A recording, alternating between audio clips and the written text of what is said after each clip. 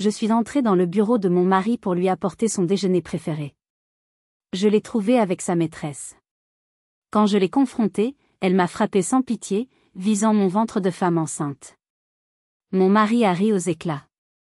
Mais leurs sourires ont disparu quand mon patron, le directeur de la clinique, a tout vu.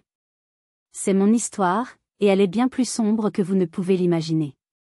Avant que je ne plonge dans les détails de cet enfer qui a failli me coûter la vie, ainsi que celle de mon enfant à naître, j'aimerais savoir d'où vous m'écoutez. Dites-moi dans les commentaires votre ville ou votre pays, et l'heure qu'il est chez vous. Savoir que nous partageons ce moment, malgré la distance, me donne de la force. Tout a commencé par une journée d'automne ordinaire à Lyon. Le soleil filtrait à travers les feuilles dorées des platanes, projetant des ombres dansantes sur les trottoirs. À 40 ans, j'étais l'incarnation du bonheur. Mon ventre, rond et lourd de 8 mois de grossesse, était une promesse tangible, la conclusion heureuse de 5 longues années de doutes et de chagrin. 5 ans de traitement de fertilité, de salles d'attente silencieuses, de tests négatifs qui vous arrachent un morceau d'âme, et de 2 fausses couches qui avaient laissé des cicatrices invisibles mais profondes. Mon mari, Antoine, un chirurgien orthopédiste aussi brillant que charmant, avait été mon roc durant ces épreuves. Le jour où je lui avais enfin montré le test positif, ses yeux, d'un bleu que je comparais à l'océan, s'étaient remplis de larmes pures. Il m'avait soulevé dans ses bras, au milieu de notre cuisine baignée de soleil, et m'avait fait tourner en jurant qu'il ferait de nous la famille la plus heureuse et la plus protégée du monde. J'avais bu chacune de ses paroles, ivre de bonheur et de soulagement. Notre vie semblait parfaite. Nous avions tous les deux des postes à responsabilité à la prestigieuse clinique Saint-Pierre. Il était l'un de ces chirurgiens vedettes, j'étais la comptable en chef, un poste que j'occupais avec fierté et rigueur. Nous habitions une belle maison avec un petit jardin où j'imaginais déjà notre fille faire ses premiers pas. Nous étions respectés, aimés, et nous nous aimions. C'était le tableau parfait. Mais même les plus belles toiles peuvent cacher des fissures. La première fissure portait un nom, Camille. La nouvelle infirmière en chef. Jeune, belle, avec une ambition féroce qui brûlait dans son regard. Dès son arrivée, j'ai senti une animosité subtile de sa part. Ce n'était jamais direct, toujours insidieux. Un dossier crucial qui disparaissait de mon bureau pour réapparaître juste après une réunion importante, me faisant passer pour désorganisé. Des remarques à la cafétéria, lancées assez fort pour que je les entende, certaines ont de la chance, la grossesse est une bonne excuse pour ralentir le rythme. Ou encore, des messes basses avec un groupe d'infirmières qui se taisaient brusquement à mon approche, me laissant avec un sentiment désagréable d'isolement. Quand j'essayais d'en parler à Antoine, il soupirait avec une patience affectueuse. « Claire, mon amour, tu analyses trop. Les hormones te rendent paranoïaque, disait-il en me massant les épaules. C'est une jeune femme ambitieuse dans un nouvel environnement, elle est juste stressée. Et puis, soyons honnêtes, elle a de quoi être jalouse. Tu as tout ce qu'elle pourrait désirer. » Sa logique semblait imparable. Il me faisait sentir irrationnel, et coupable de mes propres soupçons. Alors j'ai arrêté d'en parler. J'ai enfoui mon malaise, me persuadant que c'était moi le problème. Ce jour-là, j'ai décidé de chasser activement ces pensées sombres. J'ai voulu faire un geste d'amour pur, un rappel de notre bonheur. J'ai quitté le travail un peu plus tôt et j'ai passé l'après-midi à cuisiner son plat préféré, un bœuf bourguignon mijoté pendant des heures, selon la recette de ma grand-mère. Le parfum riche du vin, du laurier et du thym qui emplissait la maison était pour moi l'odeur du foyer, de la sécurité. Chaque légume que je coupais, chaque fois que je remuais la sauce, je le faisais en pensant à lui, à nous, à notre fille. C'était un acte de dévotion, une offrande pour apaiser mes propres démons. En quittant la maison, le plat en terre cuite précieusement emballé pour le garder au chaud, j'ai jeté un dernier regard à la chambre de bébé. Le petit berceau, la commode remplie de pyjamas minuscules, la veilleuse en forme d'étoile. Tout était prêt. Un sentiment de plénitude, si intense qu'il en était presque douloureux, m'a submergé. Si seulement j'avais su que c'était un adieu. Un adieu à mon innocence, à ma confiance, à la vie que je croyais mienne. Si seulement j'avais su que l'homme que j'allais surprendre n'était plus celui que j'avais épousé. Les couloirs de la clinique à cette heure de la journée étaient plus calmes. La lumière crue des néons se reflétait sur le sol fraîchement lavé. Quelques infirmières de l'équipe du soir m'ont salué. Oh, madame, vous gâtez le docteur, a lancé l'une d'elles en voyant le plat que je portais. J'ai souri, un sourire sincère. J'étais fière de prendre soin de mon mari, fière de l'amour que nous partagions. L'ironie de ce moment me hantera à jamais. La porte du bureau d'Antoine était fermée. J'ai frappé doucement, m'attendant à entendre son « entrée » chaleureux. Pas de réponse. J'ai tendu l'oreille. J'ai perçu un bruit, un bruissement, puis un rire féminin étouffé. J'ai froncé les sourcils. Peut-être une patiente un peu trop familière, ou la femme d'un collègue. J'ai décidé de ne pas déranger. Mais en me retournant, j'ai réalisé que la porte n'était pas complètement fermée. Elle était juste poussée. La curiosité, ou peut-être un instinct de survie que je ne comprenais pas encore, m'a fait jeter un coup d'œil à l'intérieur. Le mot « surprise » est mort sur mes lèvres. Mon cerveau a mis une seconde à traiter l'image, à comprendre l'incompréhensible. Le plat a glissé de mes mains moites. Le bruit de la poterie se brisant sur le carrelage a été cataclysmique dans le silence de mon monde qui s'arrêtait.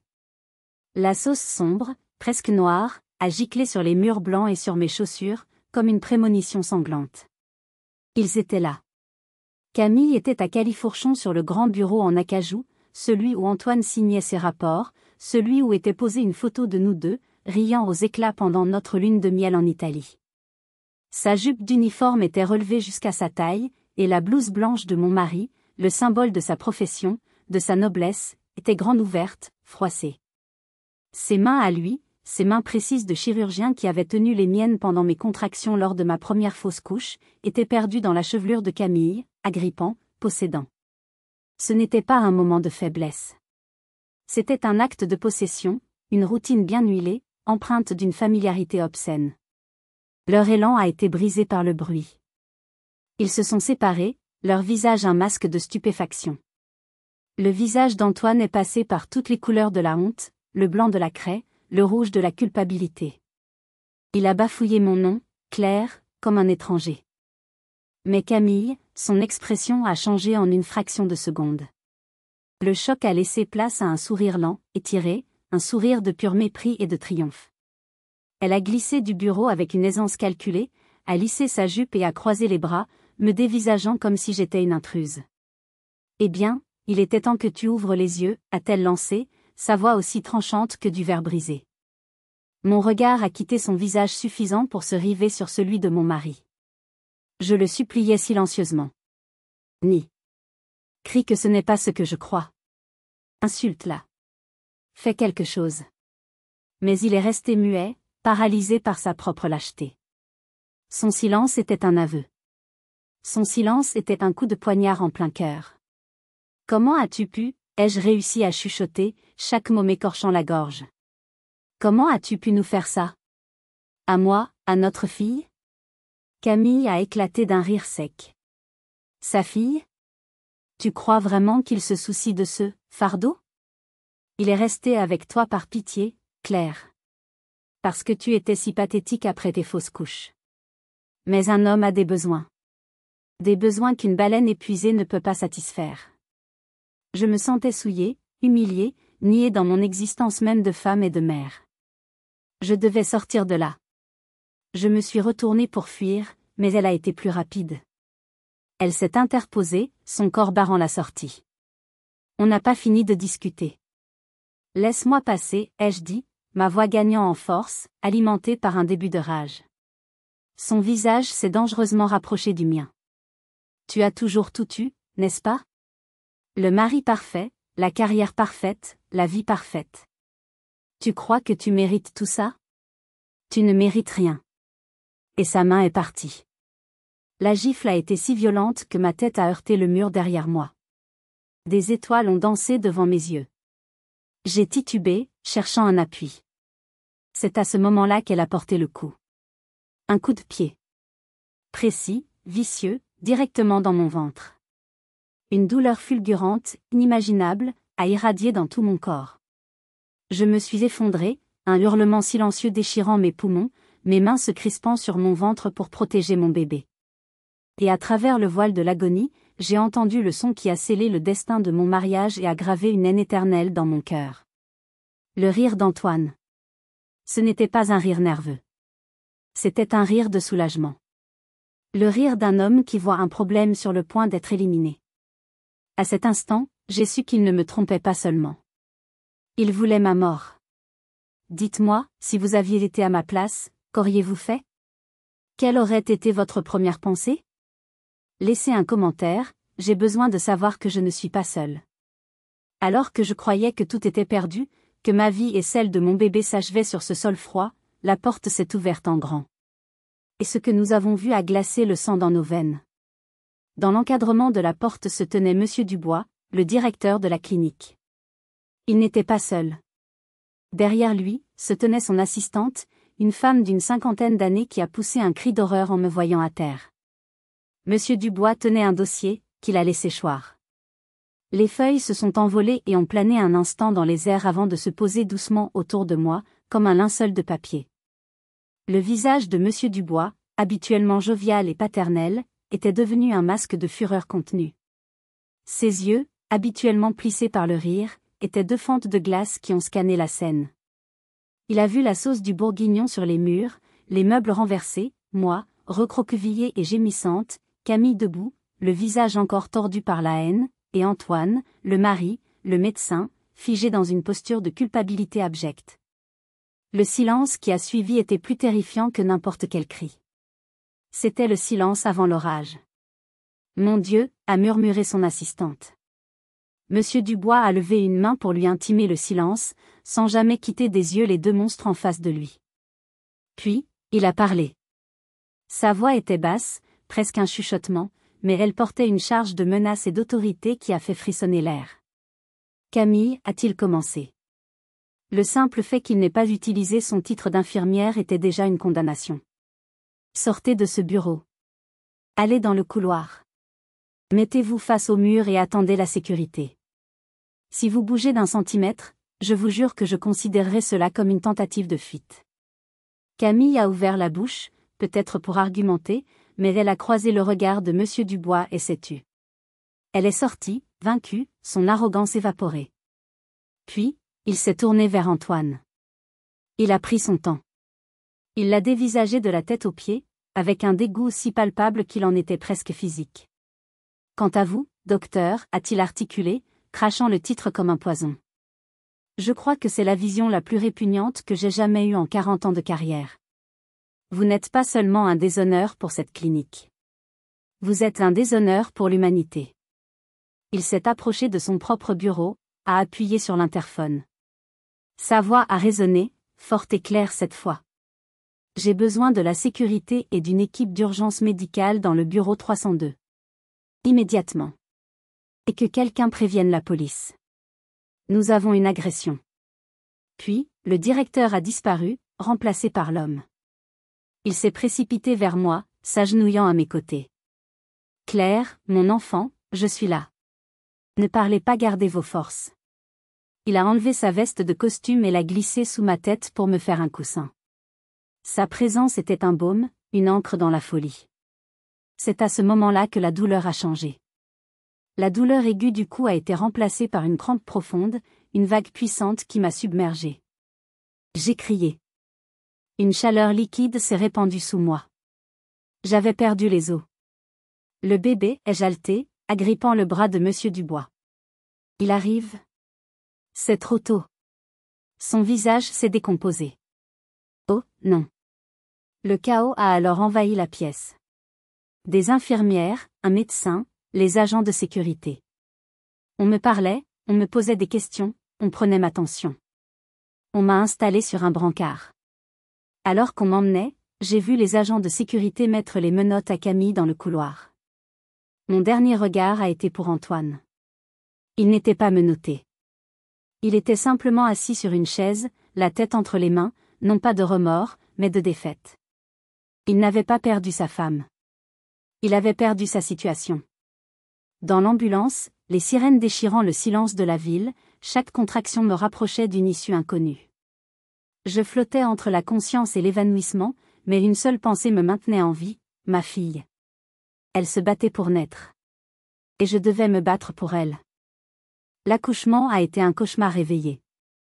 Un tourbillon de douleur, de peur, et de visages masqués qui criaient des ordres au-dessus de moi.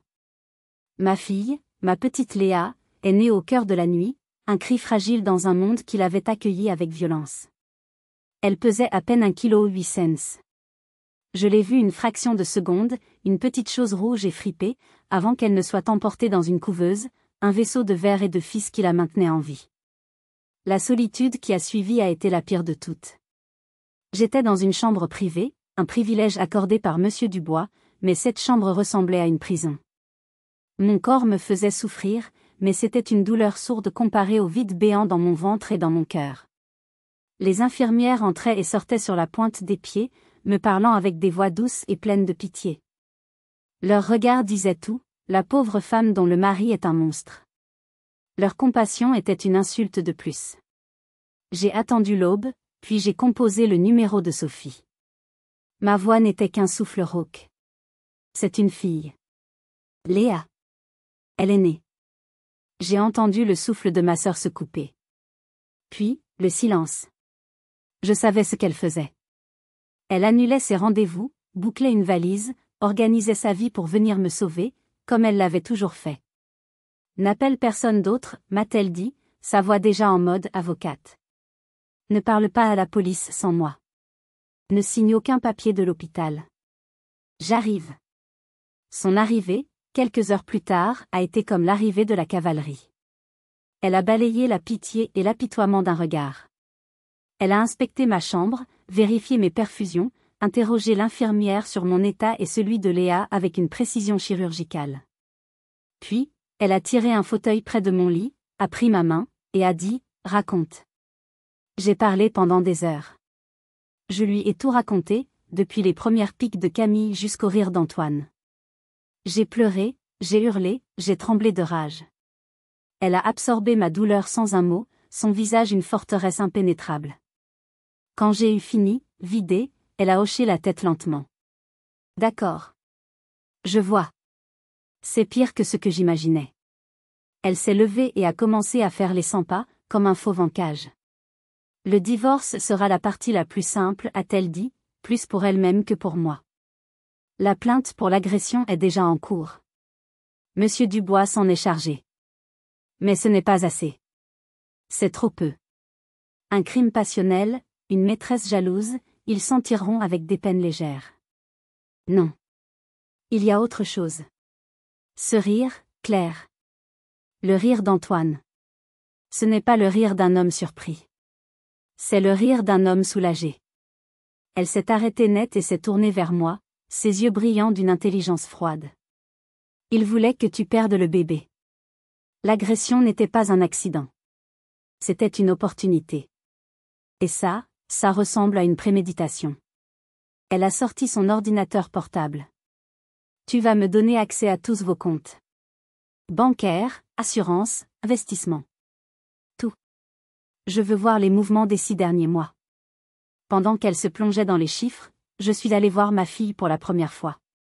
La voir dans cette boîte en plastique, si petite, si vulnérable, reliée à des machines qui bipaient, m'a brisé le cœur. Mais en posant ma main sur la couveuse, j'ai senti une force incroyable m'envahir. La force d'une lionne. Cet homme, cette femme, ils n'avaient pas seulement essayé de me détruire. Ils avaient essayé de tuer mon enfant. Et pour ça, il n'y aurait pas de pardon. Pas de pitié. Quand je suis retournée dans ma chambre, Sophie avait le visage blême. Elle n'a pas levé les yeux de son écran. « Assieds-toi, Claire », a-t-elle dit d'une voix blanche. « Il faut que je te montre quelque chose. Et je crois que tu vas avoir envie de vomir. » Le silence dans la chambre était si dense que je pouvais presque le toucher. Sophie a tourné l'écran de son ordinateur vers moi. Mes yeux ont mis un moment à faire le point sur les lignes de chiffres et le jargon juridique. Puis, j'ai vu. C'était un contrat d'assurance vie. Le nom de l'assuré, le mien. La date des faits, il y a exactement 6 mois et 3 jours. Le montant du capital en cas de décès, 1,5 million d'euros. Le nom du bénéficiaire unique et irrévocable, Antoine. Je ne comprends pas, ai-je menti, d'abord à moi-même. Nous avions une assurance vie croisée. C'est la procédure normale quand on achète une maison. C'est exact, a répondu Sophie sans me quitter des yeux. Et cette police existe toujours. Ceci, Claire, est un deuxième contrat. Un contrat distinct, souscrit en privé. Tu te souviens de l'avoir signé? Mon esprit a tourbillonné en arrière. 6 mois. C'était juste après la première échographie, celle où nous avions entendu pour la première fois le battement de cœur rapide de notre bébé.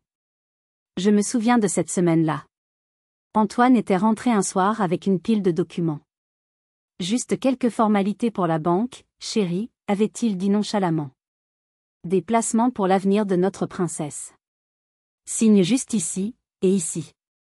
J'étais fatiguée, nauséeuse, mais tellement heureuse. J'aurais signé n'importe quoi. J'ai signé ma propre condamnation à mort. La réalisation m'a frappée avec la violence d'un coup de poing dans l'estomac. La nausée est revenue, acide et brûlante. J'ai dû me pencher en avant, la tête entre les genoux, pour ne pas m'évanouir.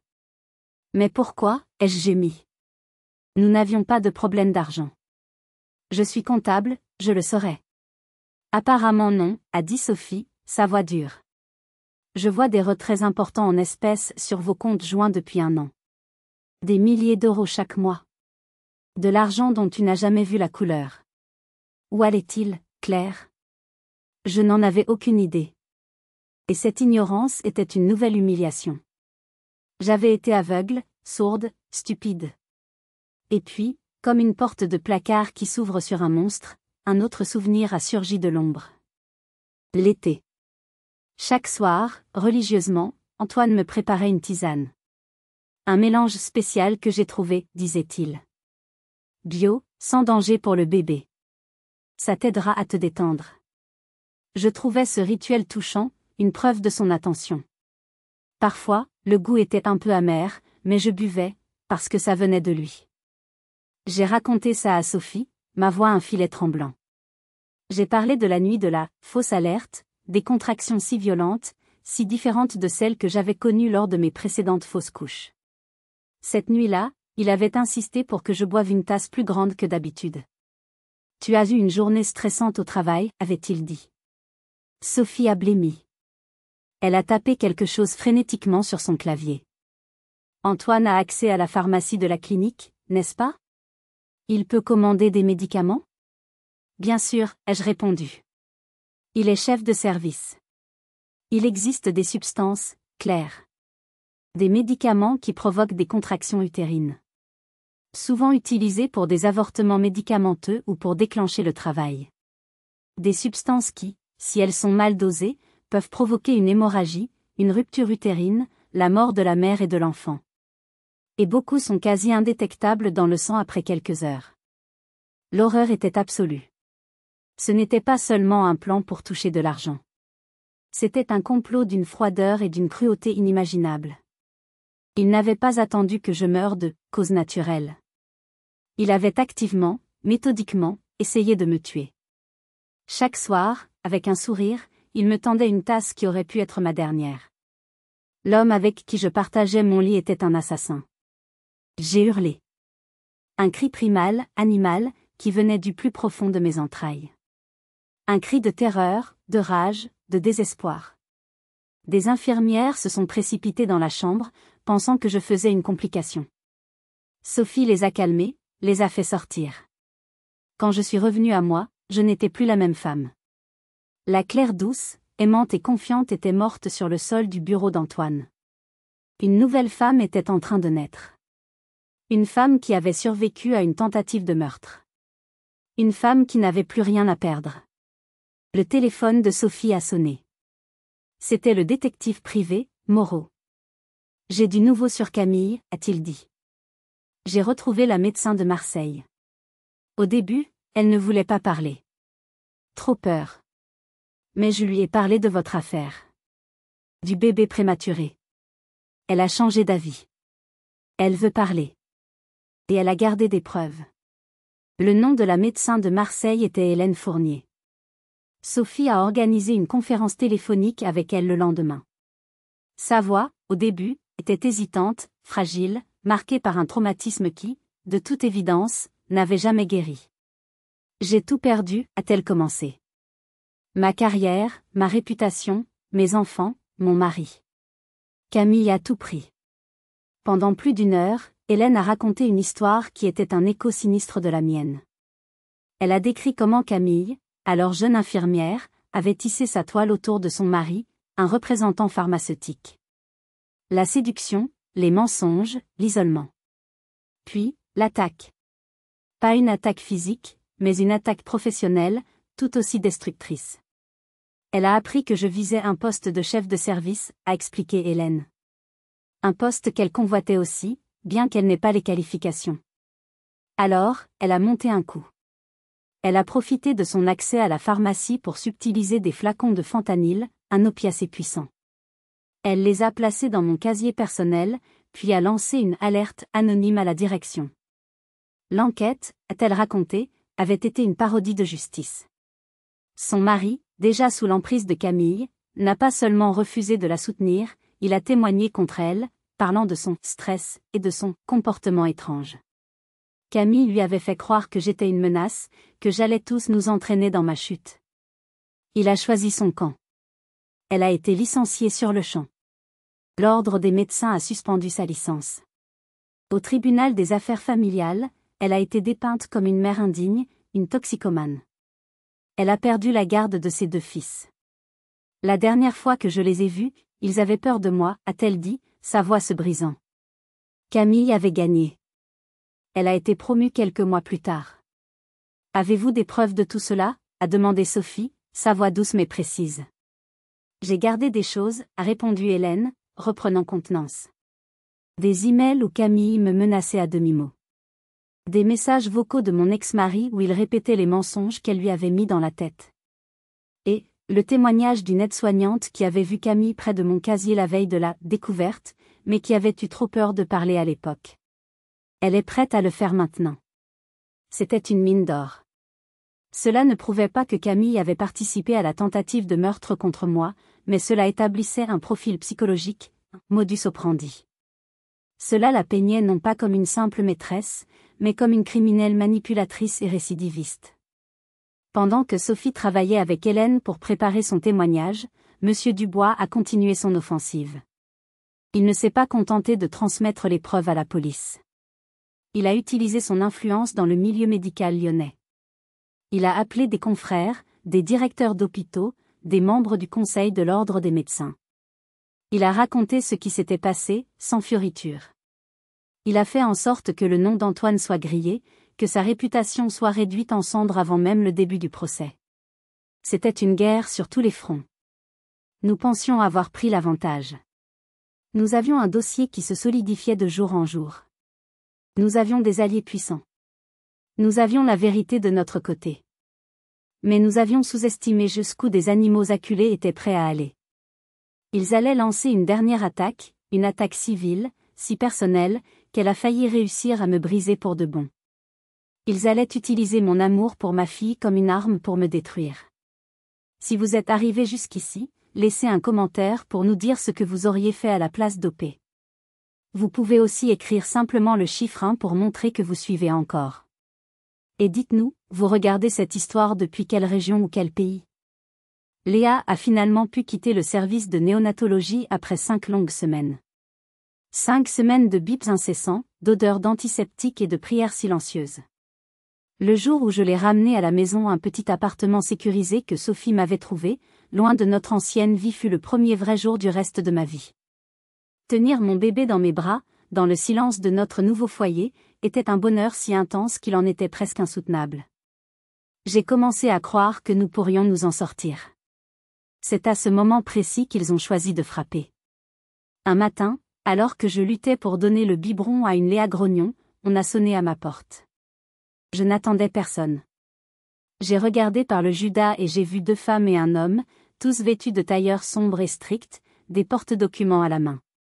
J'ai ouvert, le cœur méfiant. Madame Claire, a dit l'une des femmes, sans un sourire.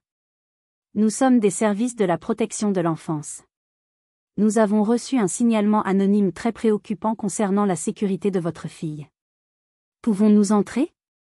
Le sol s'est dérobé sous mes pieds pour la seconde fois en quelques semaines. Le signalement. Je savais d'où il venait. Je les ai laissés entrer, comme anesthésiés. L'interrogatoire a commencé. Ce n'était pas une conversation. C'était un tribunal. Ils avaient un dossier. Le signalement était d'une précision diabolique. Ils parlaient de ma dépression postpartum sévère et non traitée. Ils mentionnaient mon isolement social. Il insinuait que je n'étais pas capable de gérer les besoins médicaux complexes d'un bébé prématuré. Et, le coup de grâce, il faisait référence à une prescription d'anxiolytique que mon médecin m'avait donnée 5 ans plus tôt, après ma première fausse couche, la transformant en antécédent de troubles psychiatriques et de dépendance. Seul Antoine pouvait connaître ce détail intime et le tordre de manière aussi venimeuse. Pendant qu'une des femmes me posait des questions de plus en plus inquisitrices, l'autre inspectait mon appartement. Elle a ouvert mon frigo, commentant le peu de nourriture qu'il contenait, j'avais à peine le temps de faire des courses. Elle a examiné la chambre de Léa, notant que la température était peut-être un peu fraîche. L'homme, lui, restait en retrait, silencieux, me fixant de ses yeux froids, prenant des notes. J'ai essayé de rester calme, d'expliquer le contexte, le harcèlement, les procédures judiciaires. Mais tout ce que je disais semblait être retourné contre moi. Ma fatigue était un symptôme de dépression. Ma colère face à cette intrusion était une preuve de mon instabilité émotionnelle. Mes larmes de frustration étaient la confirmation de ma fragilité psychologique. Le pire moment fut quand Léa a commencé à pleurer. Je l'ai prise dans mes bras pour la calmer, mais j'étais si tendue qu'elle l'a sentie et a pleuré de plus belle. L'une des femmes a noté quelque chose sur son carnet en disant « Le bébé semble angoissé en présence de la mère ». C'était un piège parfait. Un chef-d'œuvre de manipulation. Ils utilisaient le système conçu pour protéger les enfants comme une arme pour m'enlever le mien. Quand ils sont enfin partis, après 2 heures qui m'ont semblé une éternité, ils m'ont laissé avec un avertissement formel et la menace d'une évaluation psychologique obligatoire et de visite de suivi inopiné. La porte à peine refermée, je me suis effondrée. J'ai appelé Sophie en hurlant, incapable de former des mots cohérents. Léa, ils veulent me prendre Léa. Le calme dans la voix de ma sœur était plus effrayant que n'importe quelle colère. N'aie pas peur, a-t-elle dit. Je m'en occupe. Personne ne te prendra. Ta fille. Elle a rappelé tard dans la nuit. Elle avait déchaîné un ouragan juridique. Elle avait appelé son associé, un ténor du barreau spécialisé dans le droit de la famille. Ils avaient immédiatement déposé une plainte pour dénonciation calomnieuse et harcèlement. Ils avaient contacté en urgence le directeur départemental des services sociaux, un homme que l'associé connaissait personnellement, pour lui exposer la situation dans son ensemble. Sophie avait même obtenu, via le détective Moreau, les images de vidéosurveillance d'une cabine téléphonique près de l'hôpital. On y voyait une femme aux cheveux blonds, portant des lunettes de soleil et un foulard, passer un appel à l'heure exacte du signalement. La silhouette était indubitablement celle de Camille. Le lendemain matin, j'ai reçu un appel du chef de service de la protection de l'enfance. Il s'est excusé platement. Le dossier était clos. L'alerte était considérée comme malveillante et infondée. J'avais gagné cette bataille. Mais j'ai compris ce soir-là que tant qu'il serait en liberté, je ne serais jamais en sécurité. Ma peur s'est muée en une résolution froide et dure comme le diamant. Je ne me contenterais pas de les voir en prison. Je voulais les voir détruits, anéantis, comme ils avaient essayé de le faire avec moi. J'ai appelé Sophie. Le plan, ai-je dit, ma voix sans émotion. Le piège pour faire parler Antoine. On le fait. Dis-moi quand. Et dis-moi ce que je dois dire. La mise en place du piège a nécessité une semaine de préparation méticuleuse. C'était une véritable opération de police, et j'en étais l'appât principal. Sophie et l'inspecteur Vasseur, un homme expérimenté au visage buriné, m'ont briefé pendant des heures. Ils ont disséqué la psychologie d'Antoine, anticipant ses réactions, ses mensonges, ses tentatives de manipulation. Il faut qu'il se sente en position de force, a expliqué Vasseur. Il doit croire que vous êtes à sa merci, que vous êtes revenu vers lui en dernier recours. Votre vulnérabilité sera notre meilleure arme. Sophie m'a coaché sur le ton à adopter, les mots à choisir. Pense à la femme que tu étais avant tout ça, me disait-elle.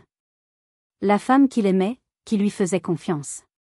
Canalise cette ancienne version de toi. Il faut qu'il la reconnaisse pour baisser sa garde. C'était une torture psychologique, devoir me replonger dans une peau qui n'était plus la mienne, une peau qui me brûlait. La veille de l'appel, une équipe technique de la police est entrée par effraction dans notre ancienne maison. Ils ont travaillé toute la nuit, installant des micros dans les lampes, des caméras dans les détecteurs de fumée. La maison, autrefois notre sanctuaire, était devenue un studio d'enregistrement pour la chute de son propriétaire. Le jour J, l'angoisse était si forte qu'elle me donnait la nausée. Sophie était à côté de moi, tenant un script avec des points clés. L'inspecteur Vasseur était en ligne, écoutant en direct. J'ai composé le numéro, mon doigt planant au-dessus de l'écran. Et si je n'y arrivais pas? Et s'il décelait le mensonge dans ma voix? Tu peux le faire, Claire, a murmuré Sophie. Pense à Léa. Cette pensée a été mon armure. J'ai appuyé sur la touche. Il a décroché à la deuxième sonnerie. Allô? J'ai pris une inspiration tremblante, comme nous l'avions répété. Antoine? C'est moi, Claire. Claire. Mon Dieu, j'attendais ton appel. Comment vas-tu? Et la petite? Je suis tellement inquiet. Sa voix était un baume de fausse sollicitude. J'ai suivi le scénario. J'ai parlé de ma solitude, de mon épuisement, de ma peur des avocats et des tribunaux. Je ne suis pas faite pour ça, Antoine. Toute cette haine, ça va détruire notre fille avant même qu'elle n'ait une chance. Je veux juste que ça s'arrête. Le silence qui a suivi a duré une éternité. Je pouvais presque l'entendre réfléchir, évaluer, calculer. Je comprends, a-t-il finalement dit, sa voix se faisant douce et persuasive. C'est ce que j'ai toujours dit. Nous devrions régler ça entre nous, comme des adultes. Pour le bien de Léa. Il avait mordu. Rencontrons-nous, ai-je proposé, ma voix un murmure brisé. Un dernier endroit où nous avons été heureux. À la maison. Demain soir. Juste toi et moi. S'il te plaît. Pour trouver une issue. C'est la meilleure idée que tu aies eue depuis longtemps, a-t-il répondu, et j'ai pu déceler une note de triomphe dans sa voix. Il pensait avoir gagné. Il pensait que la petite femme fragile était revenue en rampant. Demain soir. Je serai là. Quand j'ai raccroché, j'étais couverte de sueur froide. J'avais l'impression d'avoir couru un marathon. Parfait, a dit la voix de l'inspecteur Vasseur dans le téléphone de Sophie. Il n'a rien suspecté. La phase 1 est un succès. Préparez-vous pour demain, madame. Ce sera votre scène. Le lendemain soir, alors que je me garais à quelques rues de la maison, l'inspecteur Vasseur est venu à ma voiture pour le dernier briefing. Il a ajusté le micro caché dans le col de mon chemisier. Rappelez-vous, nous entendons tout. S'il lève la main, s'il hausse la voix, s'il vous menace de quelque façon que ce soit, vous dites la phrase de sécurité, je pense que Léa a de la fièvre. Nous serons là en moins de 10 secondes. Mais votre objectif est de le faire parler de son plan B. De l'assurance. De la substance. Laissez-le se vanter. Les hommes comme lui adorent ça. J'ai hoché la tête, incapable de parler. En marchant vers la porte d'entrée, la clé tremblant dans ma main, je n'étais plus Claire, la comptable, la mère. J'étais un soldat en territoire ennemi, sur le point de faire face à l'architecte de ma destruction. La maison était exactement comme je l'avais laissée, mais elle semblait morte. Une fine couche de poussière recouvrait les meubles, et l'air était imprégné d'une odeur de renfermé, de regret. Antoine m'attendait dans le salon. Il avait fait un effort.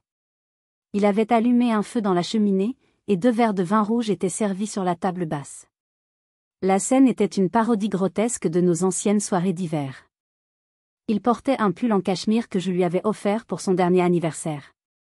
Il s'est approché pour m'embrasser, mais j'ai reculé instinctivement. Il n'a pas insisté, affichant un sourire triste et compréhensif. Quel acteur! Assieds-toi, s'il te plaît, a-t-il dit doucement. Tu dois être épuisé.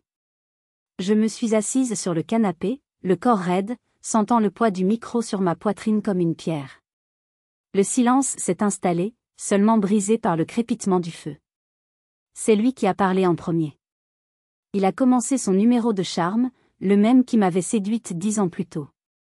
Il a parlé de ses regrets, de sa folie passagère.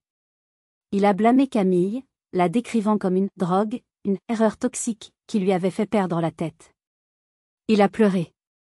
De vraies larmes coulaient sur ses joues. J'ai failli être déstabilisée par la sincérité apparente de son chagrin. Mais je me suis souvenue de son rire.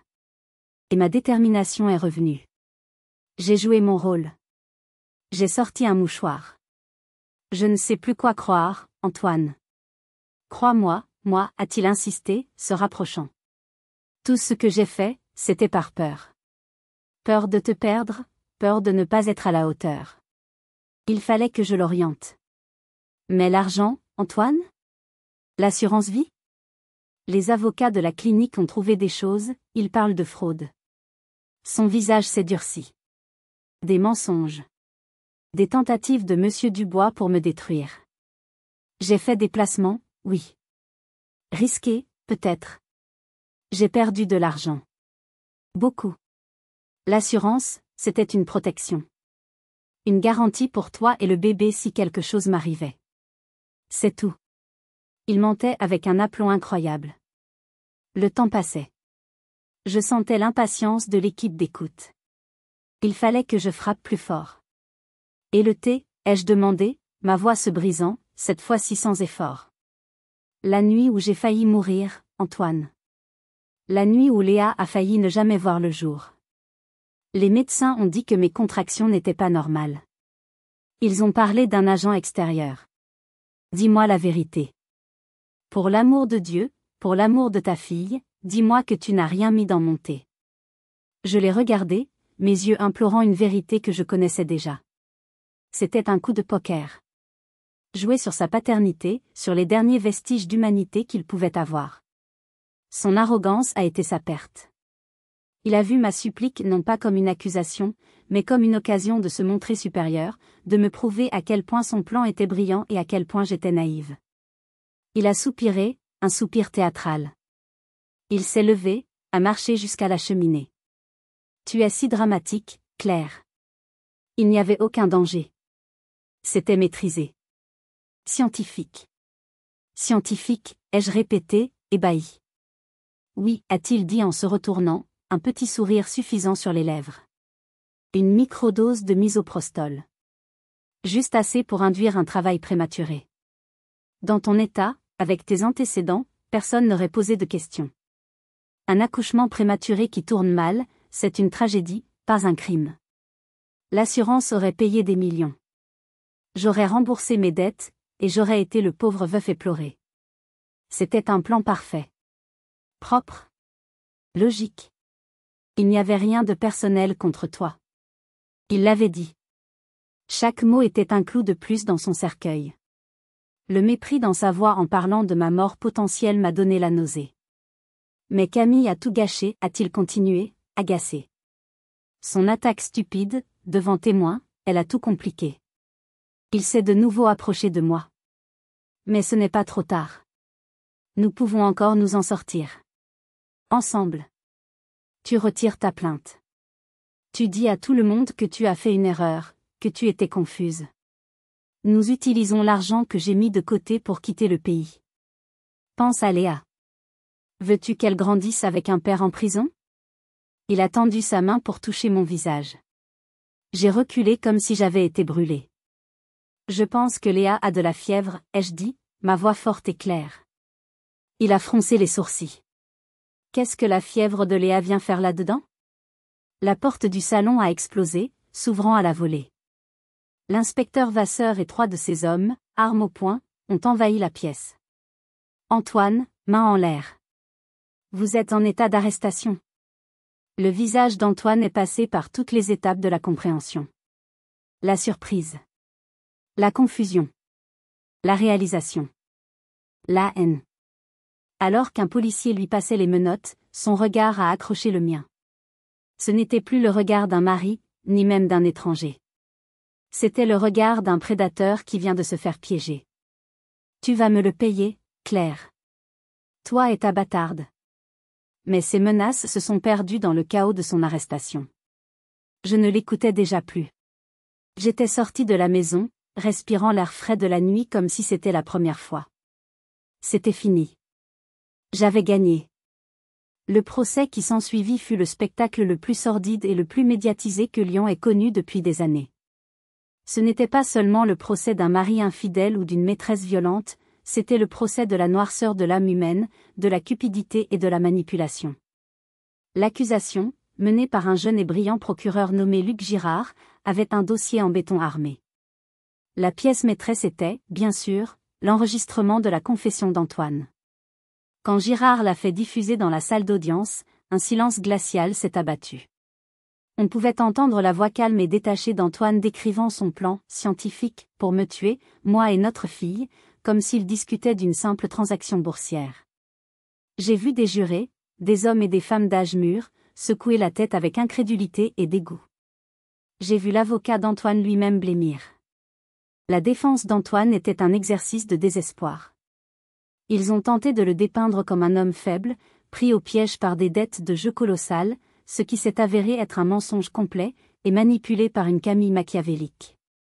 Ils ont même osé suggérer que j'avais déformé ses propos, que je l'avais poussé à dire des choses qu'il ne pensait pas. Mais face à la clarté de l'enregistrement, leurs arguments se sont effondrés comme un château de cartes. Le véritable drame, cependant, s'est joué lorsque Camille a été appelée à la barre. Son avocat a tenté de la présenter comme la deuxième victime d'Antoine. Elle est arrivée en pleurant, vêtue sobrement, sans maquillage, jouant le rôle de la jeune femme amoureuse et égarée. Elle a raconté comment Antoine l'avait séduite avec des promesses de mariage et de luxe, comment il l'avait isolée et comment il l'avait menacée pour qu'elle participe à ses plans. Le coup de pied, je le regrette plus que tout, a-t-elle sangloté. Mais il m'avait dit qu'elle était une menace, qu'elle allait le détruire, j'avais si peur. C'est là que le procureur Girard, armé du dossier que Sophie lui avait préparé, a commencé sa contre-attaque. Mademoiselle, a-t-il commencé doucement.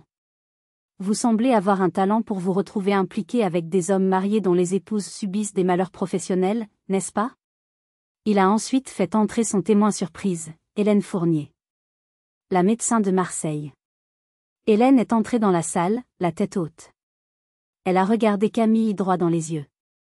D'une voix claire et posée, elle a raconté son histoire. Le harcèlement, la manipulation, le coup monté, la destruction de sa vie. Elle a produit des emails, des messages vocaux. Le portrait qu'elle a peint de Camille n'était pas celui d'une victime, mais celui d'une prédatrice impitoyable et récidiviste. Le procureur a ensuite produit les images de vidéosurveillance montrant Camille achetant le téléphone prépayé qui a servi à la dénonciation calomnieuse aux services sociaux. Le jury a vu la vérité. Mon propre témoignage fut une épreuve. Devoir raconter, encore et encore, l'humiliation, la violence, la peur. Mais cette fois, c'était différent. Je n'étais pas seule. J'avais le soutien de Sophie, de Monsieur Dubois, et silencieusement, celui de toute la salle d'audience. Quand l'avocat d'Antoine a tenté de m'intimider lors du contre-interrogatoire, en insinuant que j'étais une femme vengeresse, j'ai répondu calmement, « Je ne suis pas ici par vengeance, maître. Je suis ici pour que la vérité soit dite. » La vérité sur un homme qui a ri en voyant sa femme enceinte se faire agresser.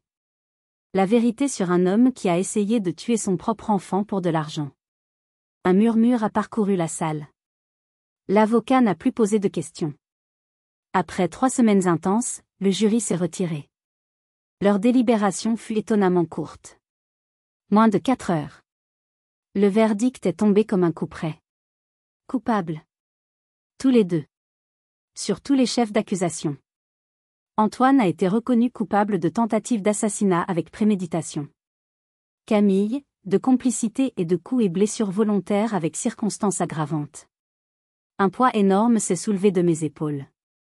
J'ai fondu en larmes, mais pour la première fois, c'était des larmes de libération. Le jour du prononcé des sentences, une atmosphère lourde et solennelle régnait dans le tribunal. Je n'étais pas venu pour savourer une victoire, mais pour assister à la conclusion nécessaire d'un chapitre terrible de ma vie. Le juge, un homme d'une grande expérience, a pris la parole. Il s'est d'abord adressé à Antoine, qui se tenait debout, le visage impassible, dénué de toute émotion visible. « Monsieur, a dit le juge d'une voix sévère, vous avez prêté le serment d'Hippocrate. Un serment de protéger la vie. Vous l'avez non seulement bafoué, mais vous l'avez perverti de la manière la plus ignoble qui soit. Vous avez utilisé votre savoir médical comme une arme contre votre propre famille, contre votre enfant à naître. Vous avez fait preuve d'une cupidité et d'une cruauté qui dépassent l'entendement. La société doit être protégée de vous. » Il l'a condamné à 30 ans de réclusion criminelle, assortie d'une période de sûreté de 20 ans. Un frisson a parcouru l'audience. C'était une peine exemplaire. Antoine n'a pas scié. Puis, le juge s'est tourné vers Camille. Elle tremblait, le visage ravagé par les larmes. « Mademoiselle, vous avez tenté de vous faire passer pour une victime. Mais les preuves, et notamment le témoignage poignant du docteur Fournier, ont montré votre vrai visage, celui d'une manipulatrice qui prend plaisir à détruire la vie des autres pour assouvir son ambition. L'agression que vous avez commise sur une femme enceinte, dans un état de vulnérabilité extrême, est un acte d'une lâcheté inexcusable. » Il l'a condamnée à 18 ans de prison. À l'annonce de sa peine, elle s'est effondrée en sanglots hystériques, criant qu'elle était innocente, avant d'être maîtrisée et évacuée par les gardes. En sortant du palais de justice, assaillie par les journalistes, je n'ai pas dit un mot. Tout avait été dit. La justice avait parlé. La vie après le procès n'a pas été un retour à la normale. Il n'y avait pas de « normal » à retrouver. Il fallait tout reconstruire. La première étape a été de vendre la maison. Chaque mur, chaque pièce était imprégnée de mensonges. Je ne pouvais plus y respirer. Avec l'argent de la vente et les dommages et intérêts substantiels que le tribunal m'a accordés, j'ai acheté un appartement lumineux, avec une grande terrasse donnant sur un parc. Un nouveau départ, un nouvel horizon pour Léa et moi. Léa a été ma bouée de sauvetage. S'occuper d'elle, la voir grandir, rire, s'émerveiller de tout, m'a forcé à regarder vers l'avant. Elle était la preuve vivante que même de la plus grande noirceur peut jaillir la plus belle des lumières. Monsieur Dubois, qui avait pris sa retraite peu après le procès, est devenu un grand-père de cœur pour elle, l'emmenant au parc, lui lisant des histoires. Sophie, malgré la distance, venait tous les week-ends, créant un cocon d'amour et de sécurité autour de nous. J'avais perdu un mari, mais j'avais trouvé une famille. Poussée par Sophie, j'ai entrepris une thérapie. J'ai dû affronter mes démons, la culpabilité de ne pas avoir vu les signes, la colère qui me rongeait, la peur de faire à nouveau confiance. Ce fut un travail long et difficile. Mais lentement, j'ai commencé à guérir. Et puis, une idée a germé. Mon histoire, aussi douloureuse soit-elle, pouvait servir à quelque chose. Ma connaissance des chiffres, mon expérience de la manipulation psychologique et de la violence domestique, je pouvais combiner tout cela. J'ai repris des études.